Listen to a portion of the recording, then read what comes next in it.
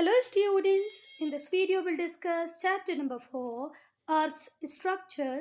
बेटा इस वीडियो में हम लोग अर्थ के स्ट्रक्चर को डिस्कस करेंगे।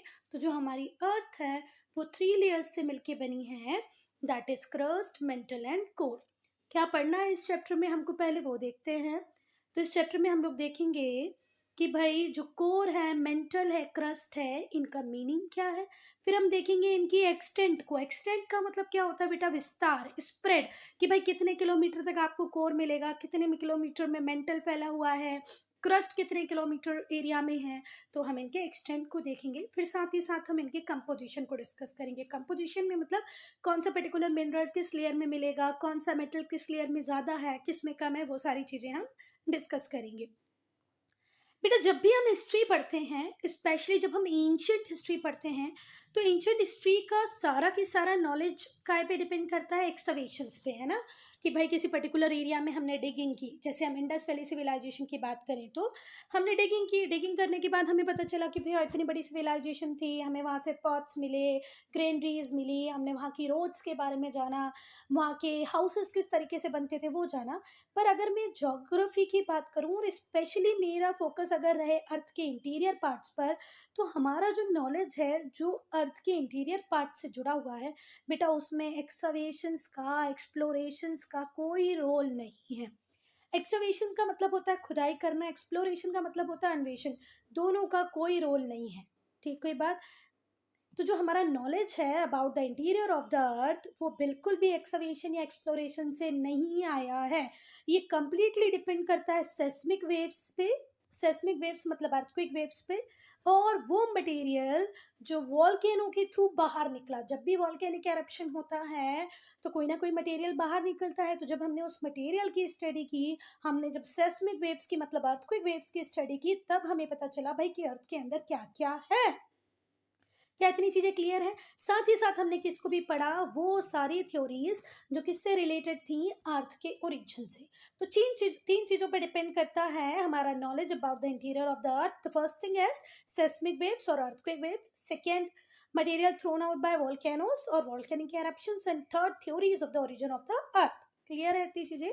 अगर हम सेस्मिक वेव्स या अर्थक्वेक वेव्स की बात करें तो बेटा जो प्राइमरी वेव्स होती हैं जिन्हें हम पी वेव्स कहते हैं, वही सिर्फ अर्थ के सरफेस तक पहुंच पाती हैं। ठीक हुई बात? ध्यान से सुनना। जो अर्थक्वेक वेव्स होती हैं उसे हम भूकंपीय या भूकंप तरंग भी कह सकते हैं। तो इसमें सिर्फ जो प्राथमिक वेव्स होंगे, जो प्राइमरी तरंगे होंगे, वही सिर्फ अर्थ के सरफेस तक पहुंचेंगी। जो सेकेंडरी वेव्स होती हैं, ठीक है, जिन्हें हम एस वेव्स कहते हैं, ये लिक्विड को पास करके, तरल को पास करके ऊपर तक पहुंच ही नहीं पाती। तो हम जिसको महसूस कर पाते हैं वो सिर्फ कौन सी वेव्स हैं बेटा? P waves, primary waves. Secondary waves को हम फील नहीं कर पाते। क्यों नहीं कर पाते? क्योंकि वो तरल को, लिक्विड को पास करके ऊपर तक पहुंच ही नहीं पाती हैं। पर बेटा आज हम जिस एरा में जी रहे हैं ना, इस एरा में साइंस ने बहुत तरक्की कर ली है, टेक्नोलॉजी बहुत आगे पहुंच गई है। तो आज हमारे पास बहुत सारे साइंटिफिक इंस्ट्रूमेंट्स अवेलेबल हैं जो इन वेव्स को रिकॉर्ड कर सकते हैं और साइंटिस्ट को बता सकते हैं कि भाई डेंसिटी कितनी है, प्रेशर कितना है, अर्थ के इंटीरियर में टेम्परेचर कितना है। ठीक हुई बात? तो ऑल इन ऑल आज हमारे साइंटिस्ट एबल हैं to know the density, pressure, temperature of the interior of the earth because of this scientific instrument। बहुत सारे scientific instrument है और इन्हीं इंस्ट्रूमेंट से एक इंस्ट्रूमेंट है सेस्मोग्राफ। ठीक हुई बात? जो किसकी स्टडी करता है? सेस्मिक वेव्स की स्टडी करता है। फिर से एक बार देख लो। तो the scientific instrument which record these waves, वो साइंटिफिक इंस्ट्रूमेंट्स जो इन वेव्स को रिकॉर्ड करते हैं, वो साइंटिस्ट को ये बता पा रहे हैं कि भैया डेंसिटी कितनी है, प्रेशर कितना है, टेम्परेचर कितना है अर्थ के इंटीरियर में। क्लियर है? चलो, अब वो मॉल्टन मटेरियल जो वॉल्केनोस थ्रोन आउट करते हैं, जब भी वॉल्केनिक एरप्शन होता है बेटा तो कुछ ना कुछ मटेरियल बाहर की तरफ आता है। ठीक है, rises to the surface of the earth. कहाँ पर आ जाता है? अर्थ के सरफेस पे आ जाता है। कहाँ से आ जाता है? From the magma chamber deep inside the earth. Earth के इनसाइड में, बहुत अंदर, जितने भी मेटल्स हैं वो सब लिक्विड फॉर्म में अवेलेबल हैं बेटा, क्योंकि टेम्परेचर ही इतना ज़्यादा है। तो due to intense heat, due to intense pressure, ये सारा मटेरियल बाहर की तरफ आने की कोशिश करता है, ठीक है, कहाँ से, मैग्मा चैम्बर से, और फिर ये बाहर की तरफ आता है तो हम इसको क्या कहते हैं, ये वॉल्केनिक एरप्शन हो रहा है और उसमें बहुत सारा मटेरियल बाहर आके जम जाता है, क्योंकि बाहर का जो टेम्परेचर है वो कंपेरेटिवली कम है, अर्थ के इंटीरियर में टेम्परेचर बहुत ज़्यादा है। फिर हमारे जो साइंटिस्ट होते हैं वो इस मटेरियल को स्टडी करते हैं और बता पाते हैं कि भैया अर्थ के इंटीरियर में कौन कौन से मटेरियल्स अवेलेबल हैं, कौन से मेटल्स अवेलेबल हैं, कौन से मिनरल्स अवेलेबल हैं। और बेटा जब हमने अर्थ के ओरिजिन की थ्योरीज पढ़ी, जितने भी हमारे साइंटिस्ट हैं वो सारे के सारे ये जानते हैं कि भाई अर्थ का ओरिजिन कैसे हुआ है। तो साइंटिस्ट बेटा मीटेरोइड्स को भी इस साइंटिस्ट ने प्रॉपरली पढ़ा, ठीक है, उसकी भी प्रॉपर साइंटिफिक स्टडी की, किसकी, मीटेरोइड्स की, जो हमारी अर्थ के सरफेस के ऊपर आके गिरे थे। यूएसए एरिजोना में एक बहुत बड़ा क्रेटर बनाया है मेटेओराइट ने, ठीक है। तो हमारे जो साइंटिस्ट हैं उन्होंने मेटेओराइट की भी प्रॉपर स्टडी की। तो पहले तो आप ये जान लो कि मेटेओराइट क्या होता है। तो मेटेओराइट क्या होता है बेटा, कोई ऑब्जेक्ट जो स्पेस से, भले वो स्मॉल रॉक हो या किसी मेटल का पीस हो, जब ये अर्थ की सरफेस पे आकर गिरेगा तो इसे हम क्या कहेंगे, मेटेओराइट, ठीक हुई बात। तो जब हमारे साइंटिस्ट ने मेटेओराइट को पढ़ा, जो कि कहाँ पर गिरा हुआ था, अर्थ के ऊपर गिरा हुआ था, तो वो इस बात को बता पाए कि भाई जिस मटेरियल से हमारी अर्थ बनी हुई है उसी सेम मटेरियल से क्या भी बने हुए हैं, मेटेरॉइड भी बने हुए हैं। एक बार इसको रीड कर लो तो आपको और क्लियर हो जाएगा। The earth is said to be constituted of the same material as the meteoroid, ठीक है। अब बेटा जो हमारी अर्थ है, अगर हम अर्थ की बात करें तो हमारी अर्थ से भी कुछ हीट कंटिन्यूस बाहर निकलती रहती है या उत्सर्जित होती रहती है, ठीक है। जो हमारी पृथ्वी है वो भी ऊष्मा को, हीट को उत्सर्जित करती है। और ये हीट आती कहाँ से है बेटा, तो ये रेडियो एक्टिव एलिमेंट से आती है, जो कहाँ पर प्रेजेंट है, हमारी अर्थ के इनसाइड में, हमारी धरती के अंदर बहुत सारे रेडियो एक्टिव, रेडियो धर्मी तत्व प्रेजेंट हैं, रेडियो एक्टिव एलिमेंट्स प्रेजेंट हैं, जिनकी वजह से हमारी अर्थ भी ऊष्मा को उत्सर्जित करती रहती है या हीट को देती रहती है। जब हम इन सबको पढ़ते हैं तो हमें ये पता चल जाता है बेटा कि भाई अर्थ के अंदर, अर्थ के इंटीरियर में टेम्परेचर कितना होगा। फिर से ध्यान से सुनना। The study of this heat in interior areas में जो हीट है उसकी जो हम स्टडी कर रहे हैं, इस हीट की स्टडी से हमें ये पता चल जाता है बेटा कि अर्थ के इंटीरियर में टेम्परेचर कितना होगा, ठीक है, या कितना है। बेटा अब हम डिस्कस करेंगे अर्थ के स्ट्रक्चर को। तो जो हमारी अर्थ है वो बनी हुई है सेवरल कॉन्सेंट्रिक लेयर से। अब कॉन्सेंट्रिक किसको बोलते हैं बेटा, जिसका सेंटर एक हो, ठीक है। तो हमारी जो अर्थ है वो किससे बनी हुई है, कॉन्सेंट्रिक लेयर से बनी हुई है। एक लेयर ये है, दूसरी लेयर ये है, तीसरी लेयर ये है, चौथी लेयर ये है। कॉन्सेंट्रिक किसको बोलते हैं बेटा, जिसका सेंटर पॉइंट सेम हो, ठीक है। तो ऐसी बहुत सारी लेयर से क्या बना हुआ है हमारे अर्थ का स्ट्रक्चर।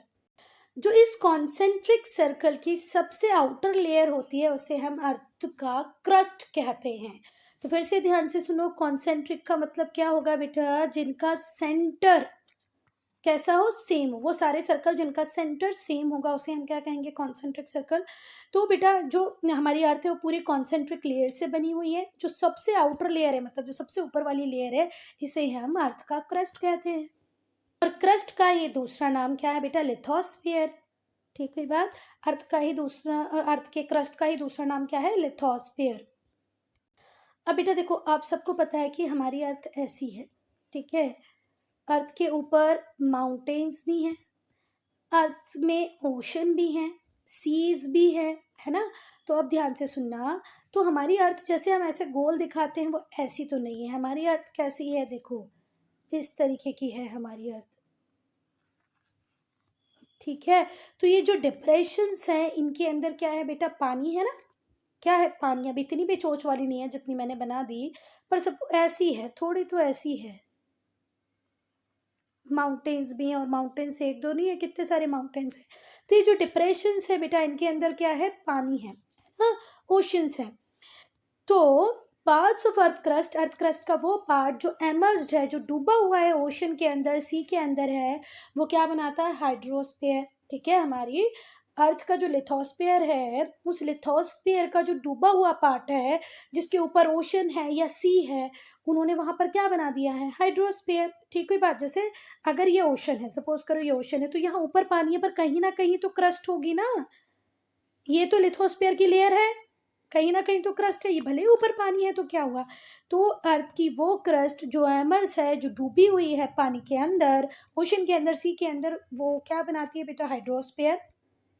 और अगर हम अर्थ के ऊपर ये जो ब्लैंकेट है एयर का, इसकी बात करें, जिसे हम एटमॉस्फेयर कहते हैं, वो भी है।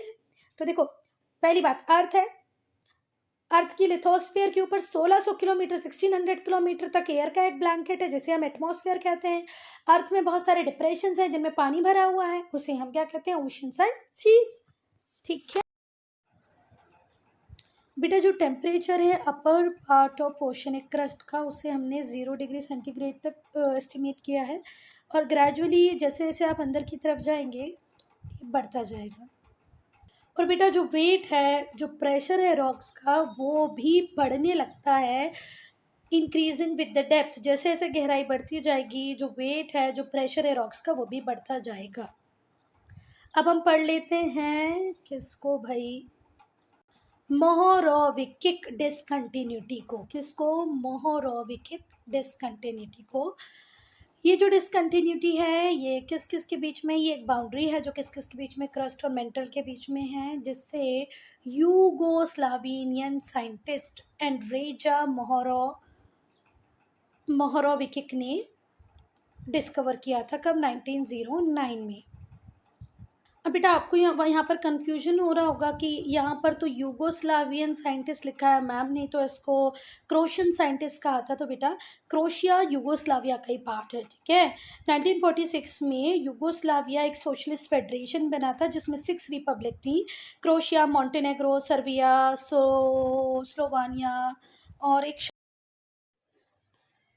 अब बेटा, अगर हम हमारे लिथोस्फीयर की बात करें, तो हम इसे 2 ब्रॉड डिवीजन में डिवाइड कर सकते हैं। ठीक है, एक है सियाल और एक है सिमा।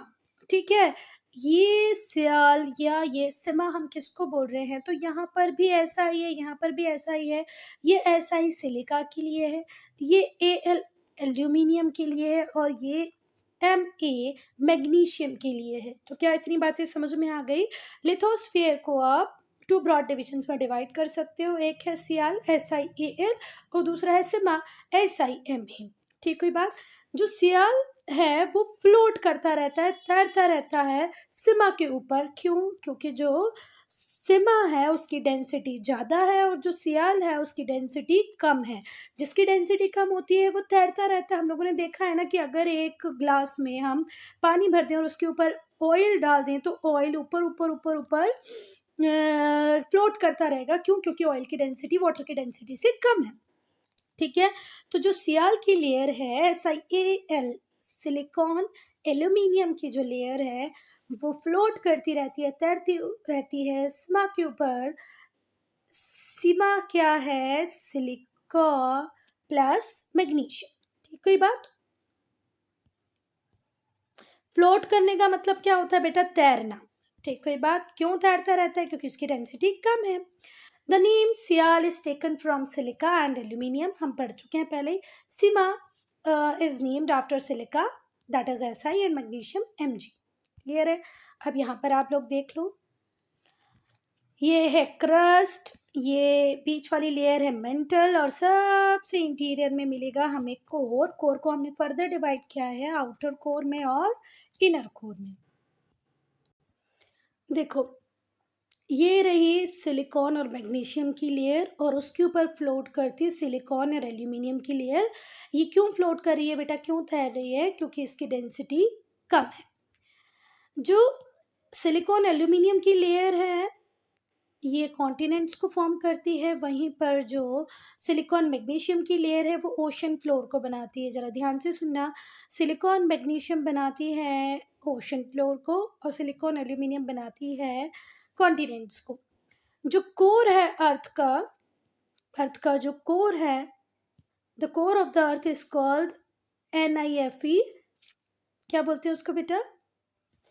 बेटा जो कोर है अर्थ का उसे हम क्या कहते हैं? नाइफ। ठीक है, NI स्टैंड्स फॉर निकल, FE स्टैंड्स फॉर आयरन। ठीक है बात। जो कोर है अर्थ का उसे हम क्या कहते हैं? नाइफ। इसमें से जो निकल है NI, आयरन है FE। ठीक है, since these are heavy metals, ये बहुत ज़्यादा हैवी मेटल है, भले वो आयरन हो या निकल हो, दोनों ही हैवी मेटल हैं। इनकी डेंसिटी बहुत ज़्यादा हाई होती है, इसीलिए ये डीप इनसाइड में मिलते हैं। अर्थ के बहुत अंदर अंदर आपको आयरन और निकल मिलेगा। ऐसा क्यों बेटा? क्योंकि इनकी डेंसिटी होती है बहुत ज़्यादा। फिर से एक बार पढ़ लो कि जो कोर है अर्थ का उसे हम नाइफ भी कहते हैं। क्यों नाइफ कहते हैं? क्योंकि कोर में हमें बहुत ज़्यादा अमाउंट में निकल और आयरन मिलेगा। NI स्टैंड्स फॉर निकल, FE स्टैंड्स फॉर आयरन। दोनों ही हैवी मेटल हैं, दोनों की डेंसिटी बहुत ज़्यादा है, इसीलिए अर्थ के इनसाइड में मिलेंगे। अब हम इंटरनल कंपोजिशन की बात करेंगे। Based on the above chemical composition, अब तक हमने जो केमिकल कंपोजिशन पढ़ा उसके अकॉर्डिंग जो अर्थ का इंटीरियर है उसे हम 3 लेयर्स में डिवाइड कर दे रहे हैं। क्या है? कोर, मेंटल और क्रस्ट। कोर की अगर हम बात करें तो ये मोस्ट इनएक्सेसिबल पार्ट है जो अर्थ के सेंटर में लाई करता है। बेटा इतना ज़्यादा यहाँ पर टेम्परेचर होता है कि वहाँ तक पहुँचना हमारा पॉसिबल ही नहीं है, इसीलिए क्या कहा गया है? इनएक्सेसिबल। अब क्या मीनिंग होता है इनएक्सेसिबल भैया? जो आपकी अप्रोच में ना हो। क्या मीनिंग होता है इनएक्सेसिबल का? Very difficult and impossible to reach, जहाँ तक हम पहुँच ही नहीं सकें, जहाँ पहुँचना संभव ही ना हो। ठीक है, तो कोर मोस्ट इनएक्सेसिबल पार्ट है जो कहाँ लाई करता है? अर्थ के सेंटर में। जो कोर है वो डेंसिएस्ट पार्ट है अर्थ का। सबसे ज़्यादा डेंसिटी अगर अर्थ के पार्ट्स में बात करें कि कहाँ होती है, तो कहाँ पर होती है? कोर में ही होती है। इसे हम 2 पार्ट्स में डिवाइड कर सकते हैं, एक आउटर कोर और दूसरा इनर कोर। तो जो हमारी कोर है वो डिवाइडेड है आउटर कोर और इनर कोर में। जो एंटायर कोर है वो लगभग 7000 किलोमीटर है डायमीटर में। डायमीटर इसलिए बोल रहे हैं क्योंकि कॉन्सेंट्रिक सर्कल है, तो अगर हम सेंटर की बात करें तो पूरे सेंटर का डायमीटर कितना है इसका? 7000 किलोमीटर। ठीक है बात। तो जो एंटायर कोर है वो कितने की है? 7000 किलोमीटर। इसका क्या है? पूरा डायमीटर है। ठीक है, the entire core is about 7000 kilometre in diameter. Diameter तो पता है ना बेटा, सेंटर पॉइंट से एजेस को टच करने वाली लाइन क्या होती है? डायमीटर होती है।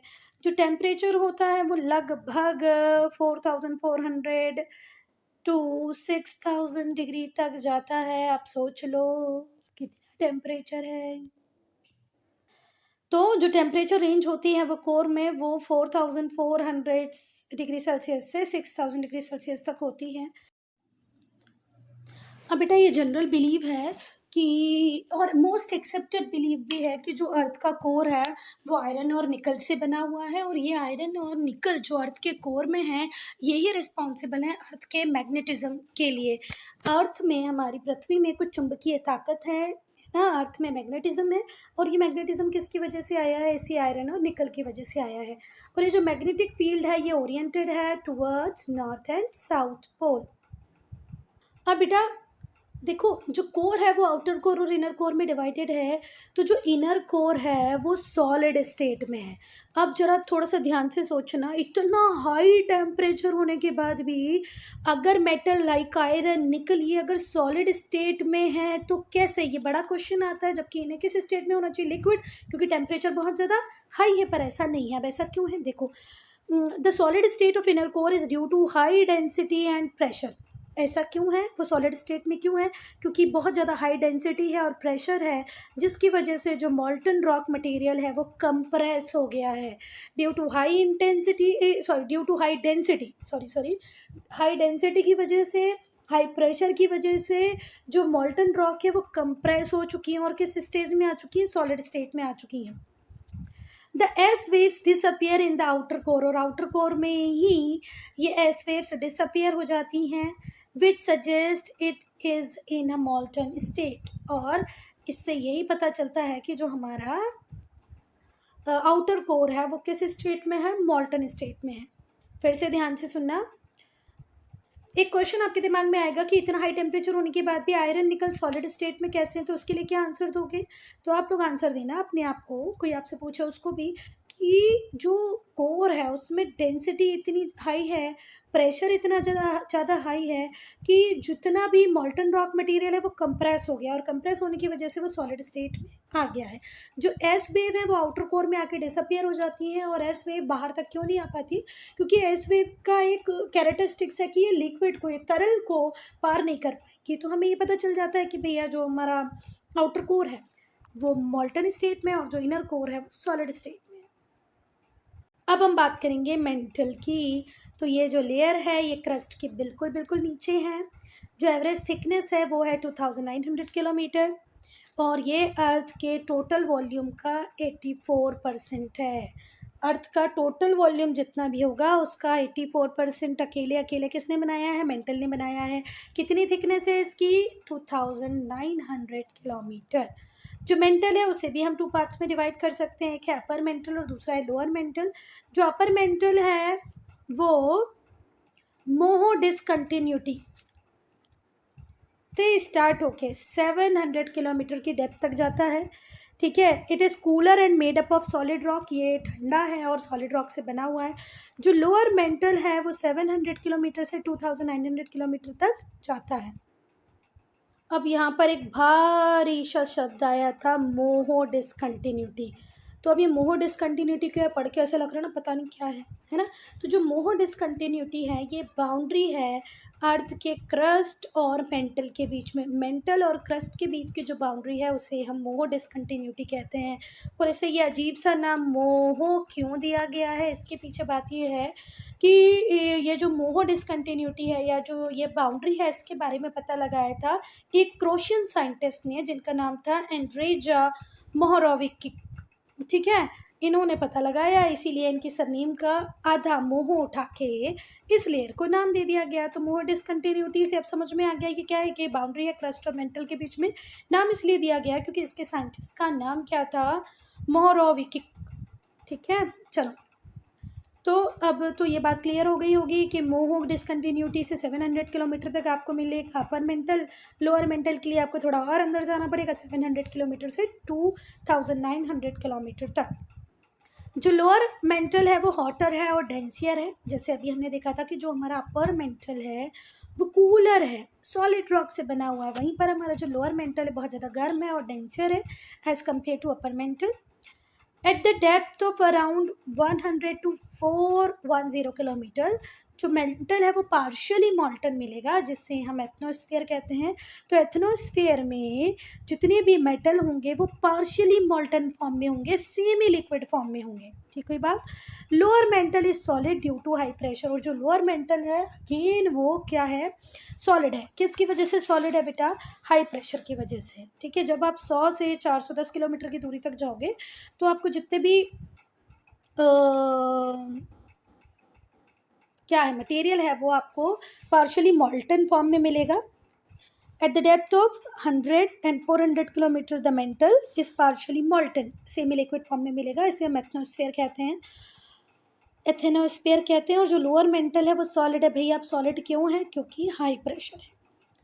As the pressure increases towards the interior of the earth, जैसे जैसे आप अर्थ के अंदर जाते हो प्रेशर इंक्रीज होता जाता है, द डेंसिटी ऑल्सो इंक्रीजेज। जैसे जैसे प्रेशर इंक्रीज हो रहा है वैसे वैसे डेंसिटी भी इंक्रीज होती जा रही है।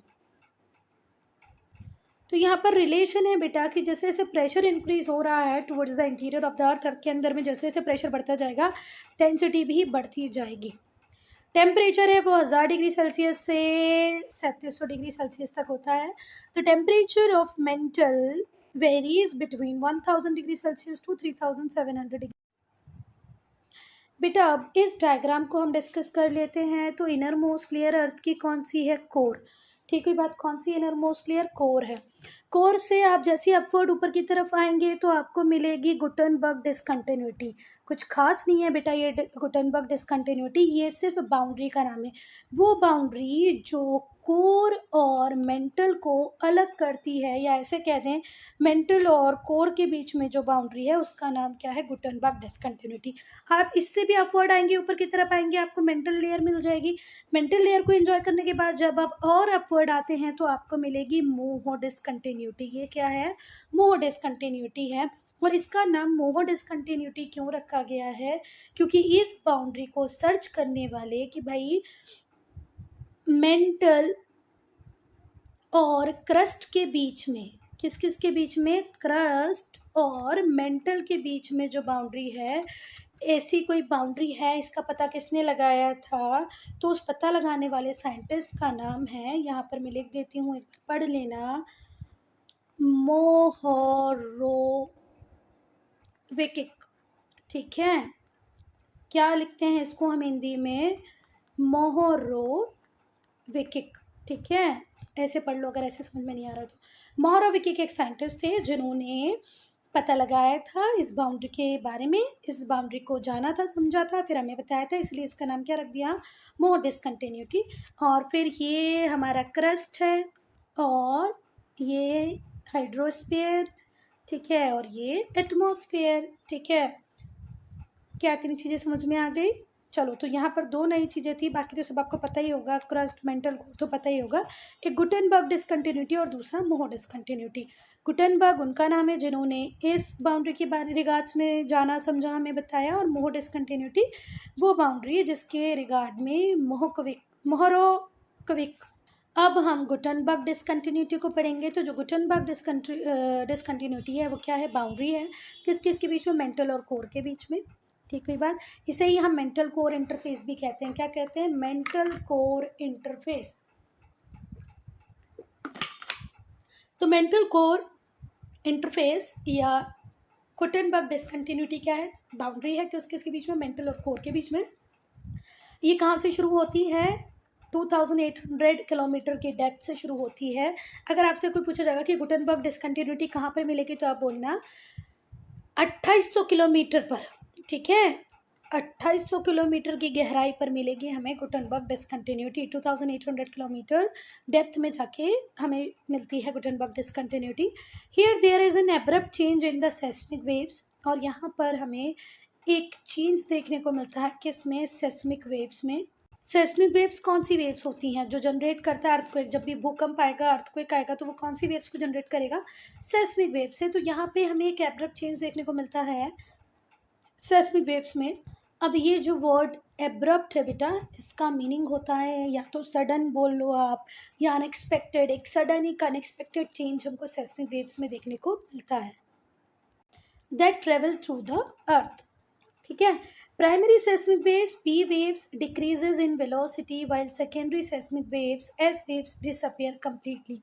यहाँ पर हमने एक चीज़ देखी है कि यहाँ पर इस बाउंड्री तक आते आते इस प्राइमरी सेस्मिक वेव्स की ये जो क्या बोलना चाहिए, वेलोसिटी है वो थोड़ी सी कम हो जाती है, वहीं पर सेस्मिक वेव्स तो पूरी तरह ख़त्म हो जाती हैं, पूरी तरह डिसअपियर हो जाती हैं। It is dense probably due to greater percentage of iron. ये बहुत डेंस है क्योंकि यहाँ पर आयरन का परसेंटेज बहुत ज़्यादा है। क्रस्ट और लिथोस्फीयर को डिस्कस करेंगे। तो बेटा जो अपर मोस्ट लेयर है जिसे हम क्रस्ट कहते हैं, उसी को हम लिथोस्फीयर भी कहते हैं। It is a sphere of solid rock. ये किससे बना हुआ है? सॉलिड रॉक से बना हुआ है। लिथोस का मतलब होता है स्टोन्स या रॉक्स। क्रस्ट सिर्फ 1% है पूरे अर्थ के मास की। अगर हम बात करें तो सिर्फ 1% ही अकेला किसका है? क्रस्ट का है। ठीक है बात। And contains all known life in the universe. Universe में जितनी भी लाइफ है पूरी के पूरी एग्जिस्ट लिथोस्फीयर के ऊपर करती है, क्रस्ट के ऊपर करती है, और ये सिर्फ 1% है हमारी पूरी अर्थ का। जो क्रस्ट है वो थिन लेयर है रॉक्स की, with thickness of 60 kilometre below high mountains and just 5 and 10 kilometre below the ocean. तो अगर मैं क्रस्ट की मोटाई की बात करूं तो बेटा ये बहुत ज़्यादा पतली लेयर है, बहुत ही ज़्यादा पतली लेयर है। अगर हम हाई माउंटेन्स पे होंगे तो माउंटेन्स से अगर हम इसकी थिकनेस की बात करेंगे तो अंदर जाते जाते ये ज़रूर 60 किलोमीटर हो सकती है, पर जब हम ओशंस की बात करेंगे तो ओशंस से में सिर्फ इसकी जो थिकनेस है वो 5 to 10 किलोमीटर है। अगर हम अर्थ की साइज़ की बात करें तो बेटा जो क्रस्ट है वो बहुत ही थिन लेयर है, ठीक है। वैसे क्रस्ट की लेयर कोई थिन नहीं है, पर जब हम किसी बड़े एस्पेक्ट में देख रहे हैं, जब हम पूरी अर्थ से इसको मेजर कर रहे हैं तो ये बहुत ज़्यादा पतली दिखाई पड़ती है। बेटा जो टेम्परेचर है upper part of oceanic crust का, उसे हमने 0 डिग्री सेंटीग्रेड तक एस्टिमेट किया है, और ग्रेजुअली जैसे जैसे आप अंदर की तरफ जाएंगे ये बढ़ता जाएगा।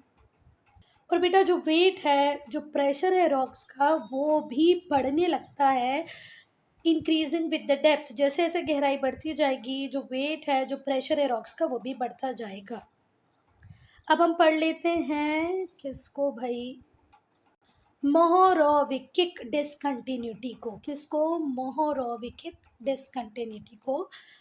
ये जो डिसकंटिन्यूटी है ये किस किस के बीच में, ये एक बाउंड्री है जो किस किस के बीच में, क्रस्ट और मेंटल के बीच में है, जिससे यूगोस्लावियन साइंटिस्ट एंड्रेजा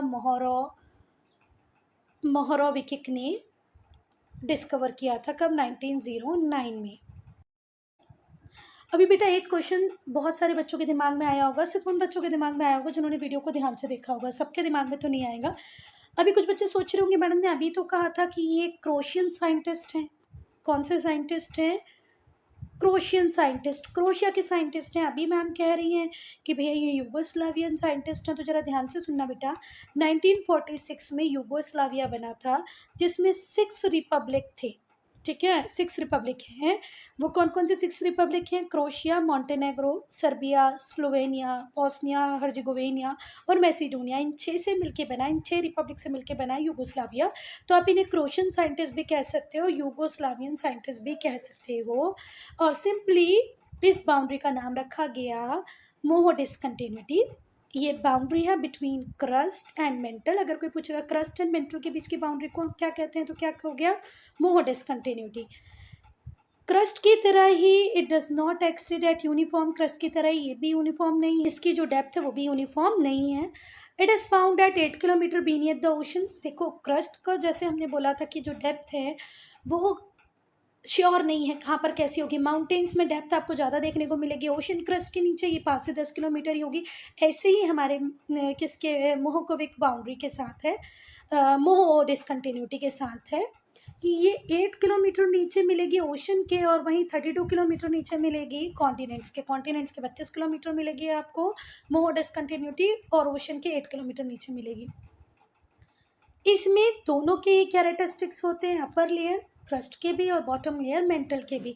तो अगर कोई पूछे कि मोहो डिसकंटिन्यूटी में जो चीज़ें मिलेंगी उनके कैरेक्टरिस्टिक्स कैसे होंगे, तो आप क्या बोलोगे कि भाई इसमें अपर लेयर के कैरेक्टरिस्टिक्स भी मिलेंगे और बॉटम लेयर के कैरेक्टरिस्टिक्स भी मिलेंगे। अपर लेयर क्रस्ट है, बॉटम लेयर मेंटल है। बेटा हमारे अर्थ में कंटिन्यूस चेंजेस होते जा रहे हैं, ठीक है।